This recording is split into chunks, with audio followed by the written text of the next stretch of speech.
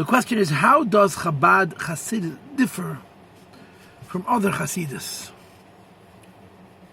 Problem with this question is you cannot answer it in 5 minutes, because there are a number of different differences. So perhaps I'll divide this into several. I'll do more than one. And I'll do one difference in each talk.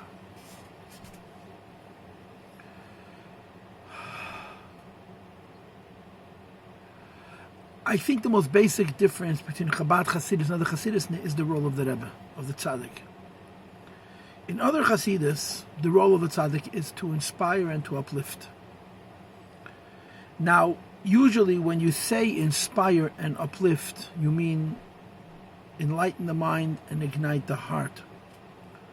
But in Chassidus, when you say to inspire and to uplift, you mean to awaken the soul, the inner soul, the Jew, from the inside. In other words, the idea that a Yid's connection to Hashem isn't the reasonable one, but it's a supra-reasonable one. It's above logic.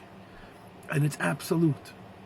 This idea is universal to all of Chassidus. Chassidus is about Yechida, like it says in the famous Sikha from the Rebbe, the famous essay of the Rebbe on the essence of Chassidus. And that means Chassidus is fundamentally about accessing the place where the connection between a Jew and God is not a relationship between two entities that are held together by some force, but where they're one. And Chassidus is about accessing this, bringing it forward and making it the basis for our life.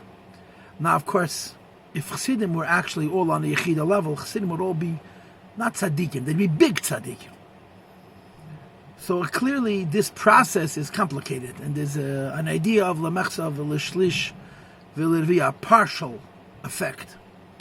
But all Hasidic movements share this direction, this purpose, this end goal, to have a Jew get in touch with the Jew inside of himself, whose relationship with Hashem isn't learned and developed, but is inherent, natural, and innate. In other Hasidic cultures, the Rebbe does that. All the Chassid has to do is go to the Rebbe.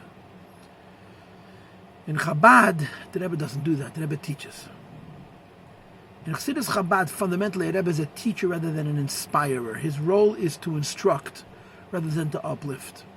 Because in Chassidus Chabad, we have this idea that avoida b'koyach atzmai, the work has to be done by ourselves. The role of the Rebbe is not to inspire us. The role of the Rebbe is to teach us how we can self-inspire.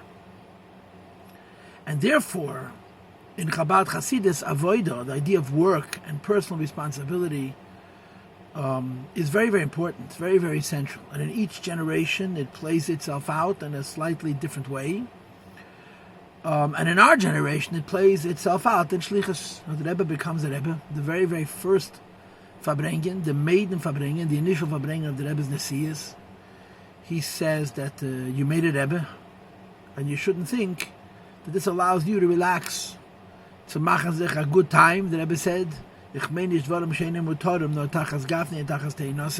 know, the Rebbe said, that whatever shlichus the Rebbe gave you, the previous Rebbe, you have to continue to do.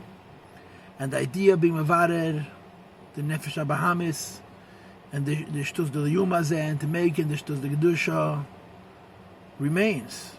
The Rebbe says, ich can helfen, weil ich nicht jalov, und ich will helfen. If I can help, I'll help. But the bottom line is, there's work that needs to be done, and it needs to be done by us, and we need to do it.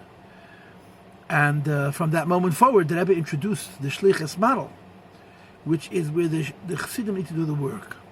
In earlier generations, this had a much more pneumistic connotation, a much more personal and